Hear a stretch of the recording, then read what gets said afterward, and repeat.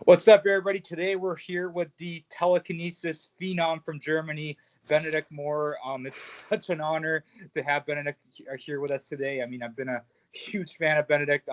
Never actually, seen the guy's face before. It's just such an honor as it is to even see his face and get to see him really talk for the first time like this. Correct me if I'm wrong. You've never shown your face to the public like this ever before. Am I correct? Besides Gaia, right? Well, yes, that's right. Because I mean, today it's really difficult to, well, let's say not to hide your face. I mean, it's more the way you need to be careful how you show yourself, where you present yourself. I mean, on Gaia, it's okay. It's a TV. It's more like a TV show.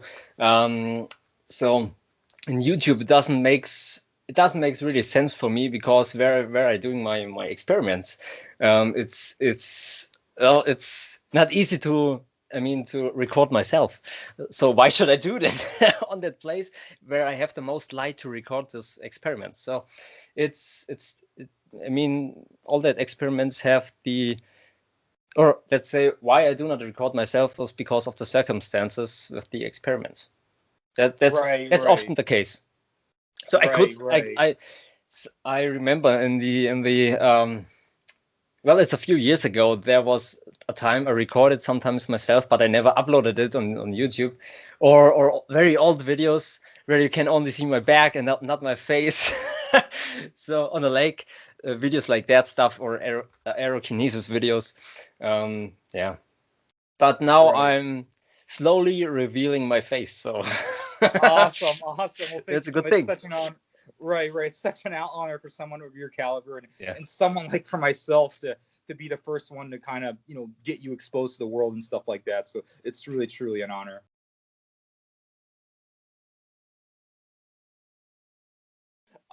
So how did you get started with telekinesis? How did this begin for you? Well, it's a very good question, actually. How did I start, or let's say, how did I figure it out that this was part in my life? It is more, well, the first time, let's say, it was, I think, difficult to say. It was a phenomena. It was a ball lightning. So let's say a lightning in form of a ball, or light sphere or orb, how you want to call it. And did this ball lightning, or this, let's say, electros, it's an electro ball, and this hit me, I think so. With 5 years, that's often the case with people who have this or have these abilities. It's I mean, Uri Geller had, after a light or a ball lightning encounter, the same abilities, with 7 years.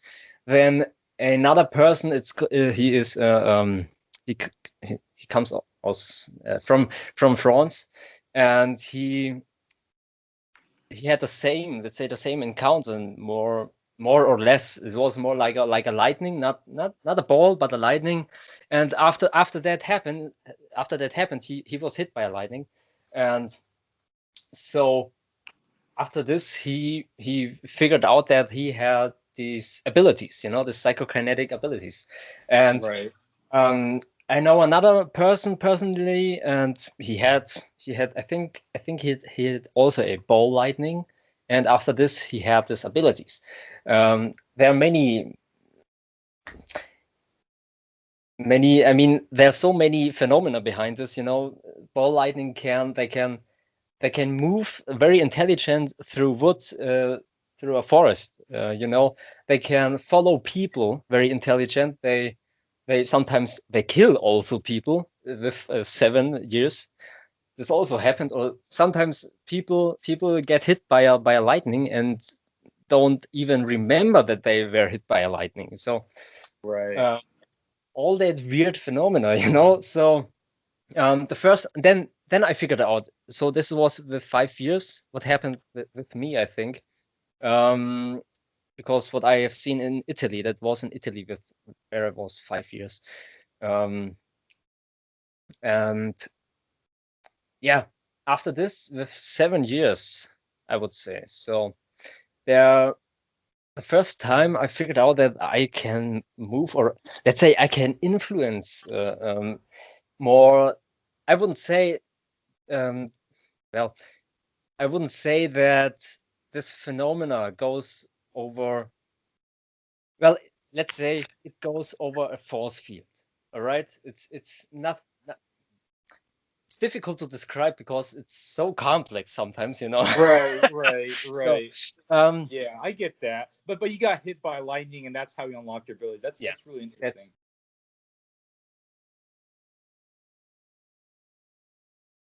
I would say it's a problem to give quick tips because it's not like you try to move the psi wheel, you know.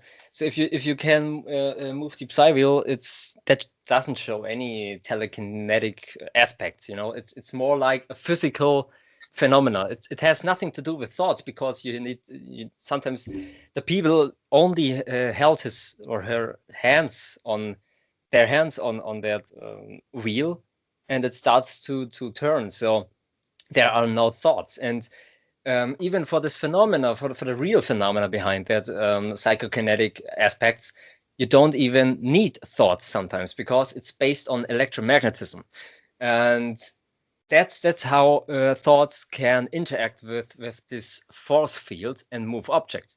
It's also part of the, I call it, how did I call it in English? Execution system. That was the word. This is how I call it, and I also wrote a book in 2019 about this. But they are all in German, so it might be difficult to read them or to understand them if you don't understand German. So yeah, this it's more, well, there is one way to let's say to get the real ability. You know what the most people show is more like how to move objects which can be influenced by a windy weather sometimes, or by heat. You know, that's not that proof or that physics behind that psychokinesis reality. You know, so there are difference. There's a real psychokinesis and a fake psychokinesis. But I wouldn't say that the most people who are doing these videos are fake stuff. You know, it's more they do not realize that this isn't any telekinetic stuff. You know, it's more like well,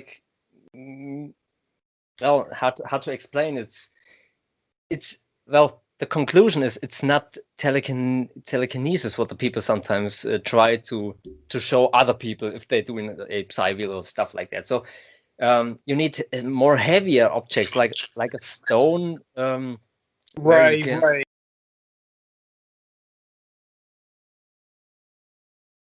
The heaviest object, well, I would say it's not a car. No. No, it's also not myself. It's more, well, mm, I wouldn't. It's a good question because many objects are they're not so heavy, you know. It's more Right. like let's say maybe like a ping pong ball, stuff like this. Oh, okay. It's or well, it's heavier, like I would say more than 100 grams sometimes. But Okay. I mean, there are also phenomena where people like Uri Geller, he stopped a boat, the engine of a boat, Oh, or wow. something like that. Such really heavy and big things, you know. Right. This is not the power of his mind. Okay, it's more the Right. power of that execution system, which is this. Right. Let's say, which is the software in our computer reality who is doing Right. this force for this phenomena. Right. So I'm not. Right. Let's say I'm not the one who has the psychokinetic ability. I'm more the one. I'm more the admin inside that computer who has the rights to do this. Mm-hmm. This is more how it really works.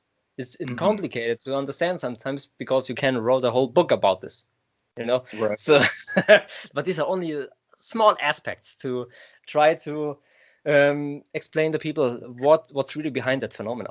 Right.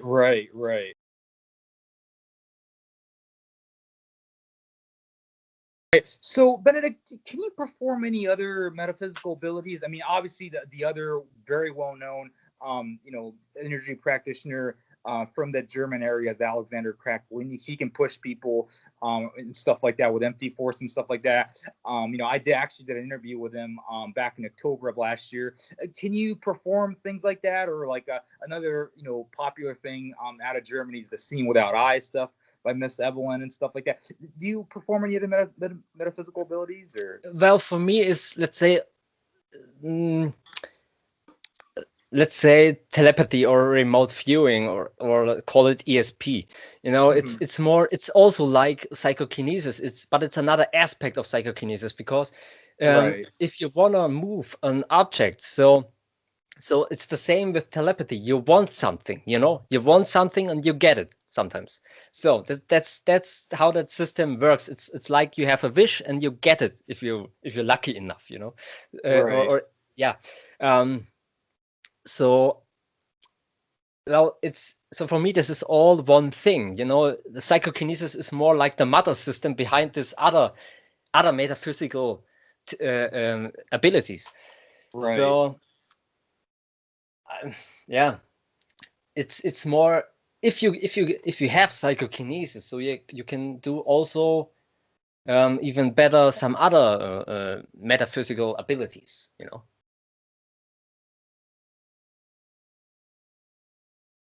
Most important thing to sit. Let's say to sit on a table or on the bottom and to try to move a compass needle. So if people try that, it's like the higher version of the psi wheel, to move a compass needle, because you have to fight with the Earth magnetic field through this object.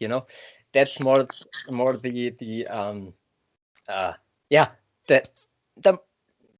little more difficult way to do so. But well, the people always try to move objects with their mind, because they think this must be the key. But this isn't right, because you need first that force field which comes out of your or which is produced by the heart. That's the first thing. And the second thing is, if you move your hands, so they're floating these electrons. It's because from your brain. And because if you move, that's all, let's say, thoughts in the background. If you do this, these are thoughts in the background you do not control, but you can control them on a higher way, that you can do this. So this is what people need. They can activate their own electromagnetism to influence objects which are not magnetic sometimes, because it's the frequency and not the metallic stuff. It's not a metallic aspect behind electromagnetism, because there is existing this it's called the Hutchison effect. It's an electromagnetic physical effect which can melt stuff, which can produce light phenomena, which can levitate objects, which can levitate water and stuff like this. So it's and this is all the case with electromagnetism. It's this kind of effect. This Hutchison effect is based on electromagnetism. He can influence materials which are not magnetic or metallic. That's the thing. Awesome. Okay.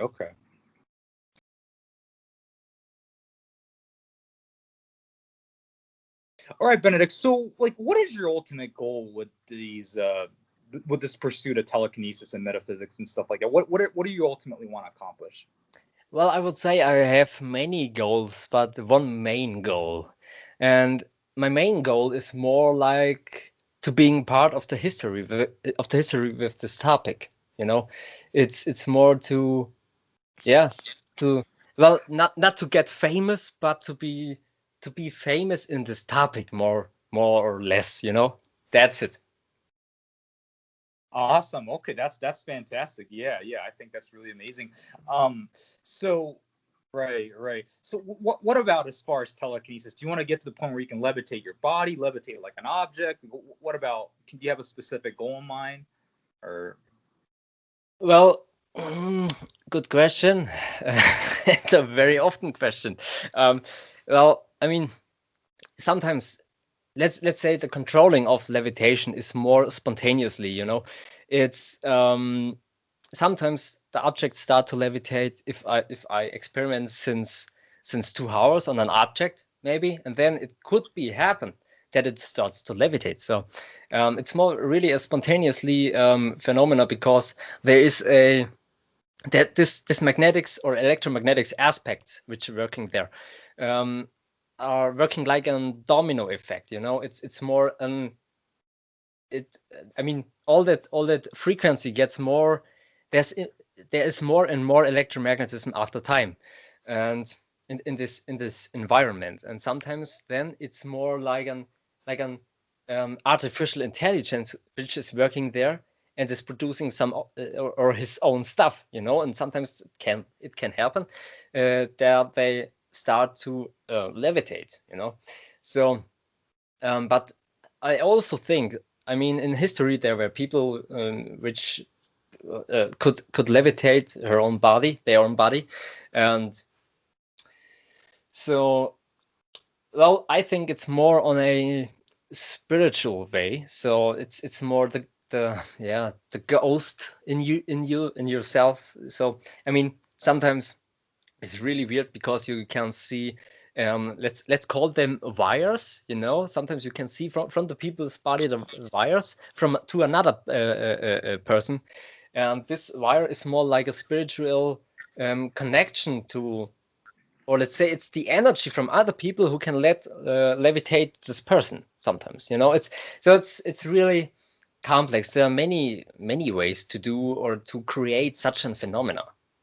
Yeah. Awesome. Okay. Well, thank you so much for answering these questions and also giving me your precious time. I know you're a busy guy, and also just awesome answers and stuff like that. But more important than anything, I mean, I'm just so grateful and honored, to be one of the first people to kind of get you exposed to the world and stuff like that. And like I said, I've just been a massive fan of yours, and I know other friends of mine who are kinetics that are also a big fan of yours as well. And and so so I mean, just it really truly, I can't thank you enough. So thank you so much for doing this interview for me. Very good. Well done. Yeah. So awesome. All right. Yeah. Okay. Well, well, thanks for watching, guys.